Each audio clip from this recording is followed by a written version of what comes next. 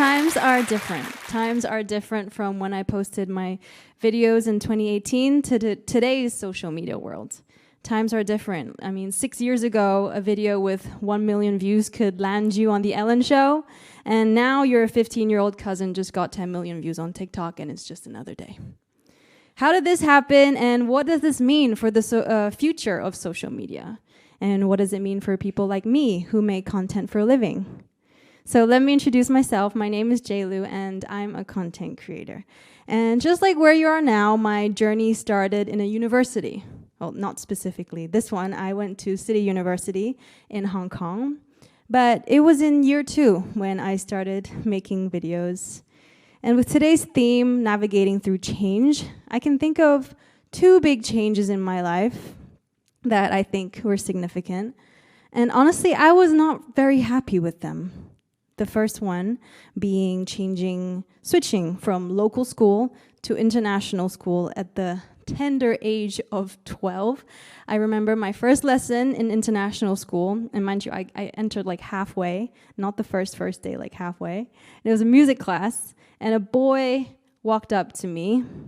Yeah, you can walk around in class in international school. That was a big shock coming from local school. And he said, "You're fine."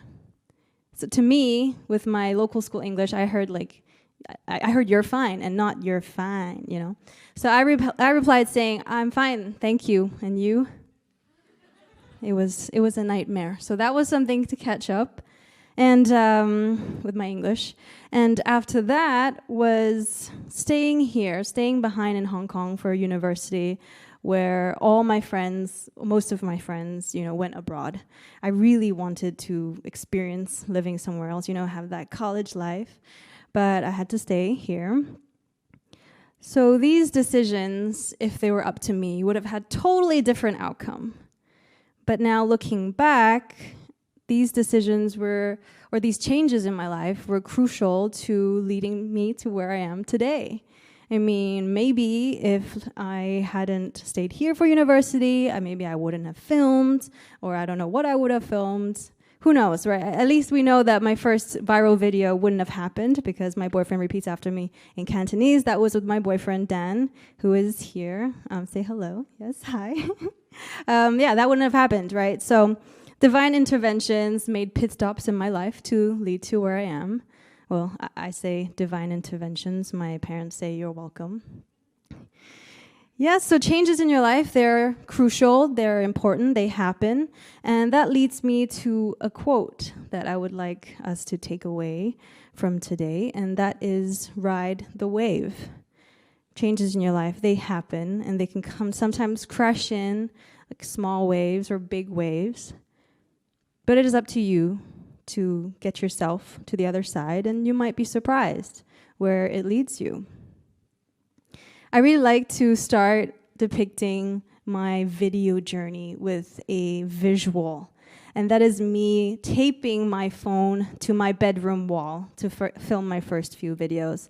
That's exactly what I did. I mean, nowadays, if I didn't have a tripod, which, happens a lot, and I walk, I film, I want to take a picture, I just lean it against something, right? I just put it there, I lean it. I wouldn't tape it, but that's how I did it before. I taped it. So that just want to show you how clueless I was at the beginning, and just how clueless we all are when we start something new. So maybe you want to start a new business, a new something, and you say, "Nah, I wouldn't know where to start." Well, take comfort in this. None of us do. We all start somewhere clueless, but you just have to take the steps. With that, I want to talk a little bit about today's social media world. So it takes time to kind of get used to all the filming and the lighting and the angles and what works. We're all clueless, but there is a tool that can help. But before I get to that, I want to talk about my first year. Did I just film my first video and then bam, here I am? No, it took a while. And definitely in my first year, to be honest, I wanted to quit many times. I mean, it can be discouraging. And people love to quit things. Let's talk podcasts. Very popular these days. Did you know that 90% of podcasts don't go past episode 3? So that's 1.8 million people who quit. So in order for you to be in that top 1% of podcasts in the world, you just have to publish 21 episodes. But a lot of people don't make it. Yeah, I wanted to quit. I wanted to quit many times because social media can be discouraging when you post a video that you've been working on for weeks and then you see your friends liking another post and not yours. Or when your views, get stuck on double digits. Yeah, it's definitely discouraging. But there are tools that can help us to guide the content. And so I guess I will share a little bit about that. The first one being algorithm. So what is the algorithm? Well, it's ever-changing. I mean, I don't know if you're watching this back on YouTube now. Please watch and see which year this was made, because things might be different now, whichever year you're watching. So that's why there's no point in me sharing how I did it or how I filmed in 2018, because it's outdated now. The algorithm today is different to last year's, and next year's will be different to this year's. But this is what I know.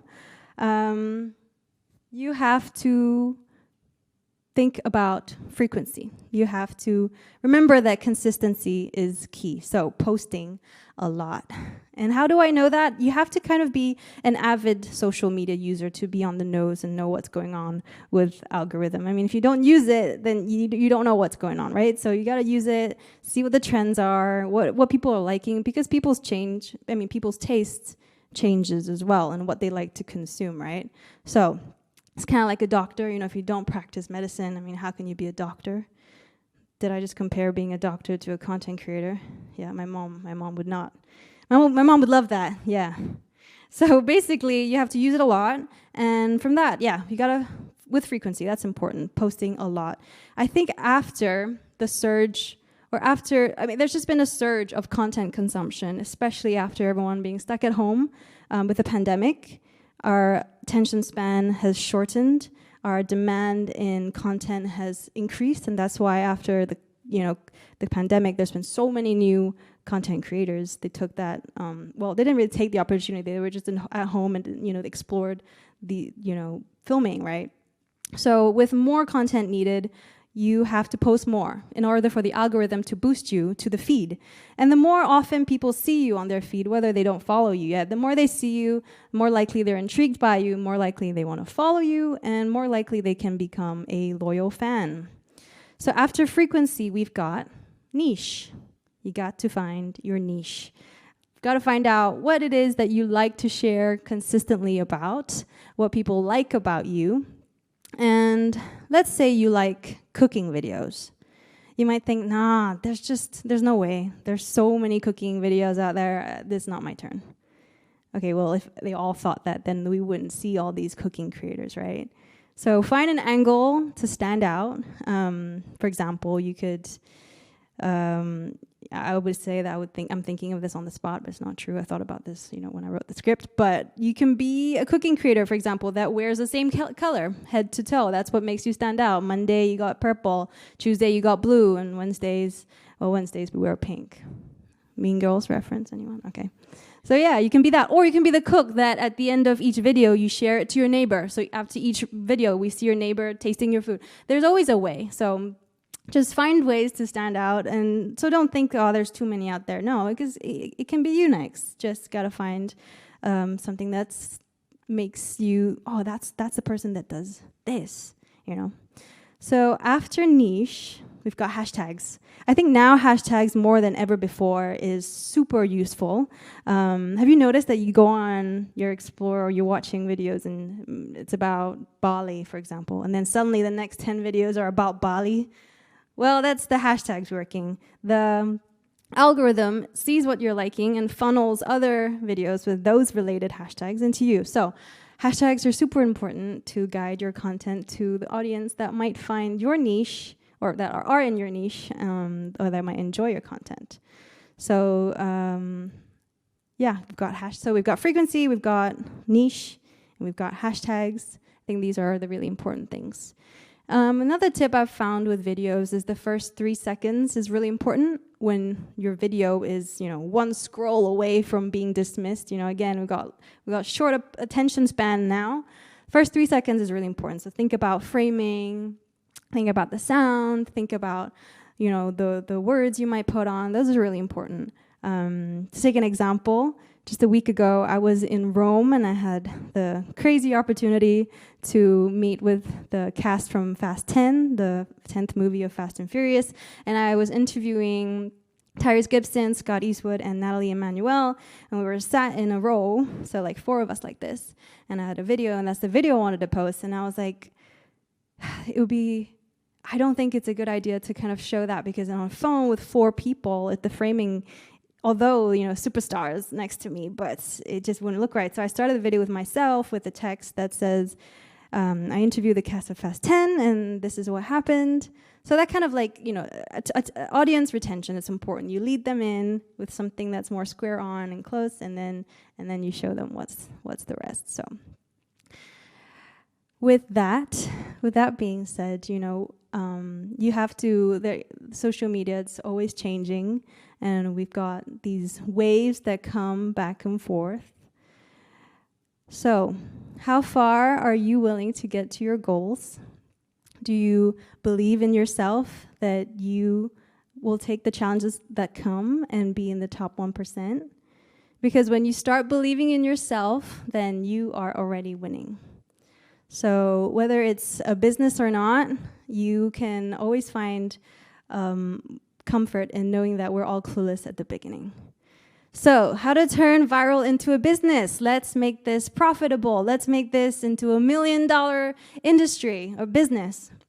You got to think of it like this. So now that social media is the new world of marketing, what kind of budget a brand used to funnel into that big campaign you see on the subway is now going to you, because you are the person that takes on all the roles that it takes to create that campaign. So you are the scriptwriter, the video maker, the editor, the hair artist, the makeup artist, the editor, did I say editor already? All of that. And most importantly, you are now the billboard.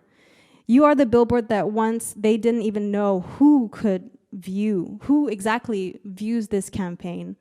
What are the results? You know, who purchased the item or the advertised item after seeing that? But with a creator, they know exactly the audience, which countries they're from, how old they're from, are they suitable to this product that we're marketing on your page, and instantaneous result with the tool of Insight. We know exactly how many times the link was clicked, how many, because it's like a tracking thing with the link. And you can see the results right away. So that's why when I spoke at Meta, that was what I was sharing with 300 sort of PR and brands, to kind of emphasize on the tool of this marketing that these online platforms have given us to advertise products. So you don't even need to be a content creator to do social media. So many small businesses use social media to become big businesses. I mean, you can think of so many small businesses that have blown up.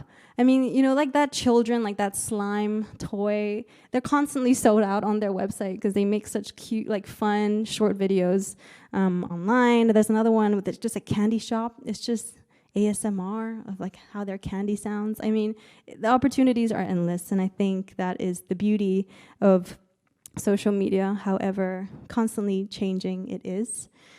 So if you're thinking of starting a brand or a business, or anything that it is that you might find difficult, just know that you can do it, and know that nothing is stopping you except maybe your mind.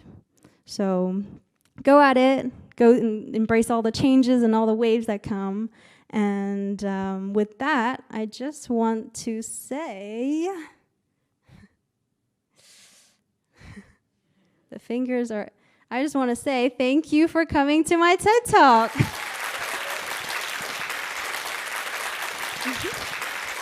Thank you.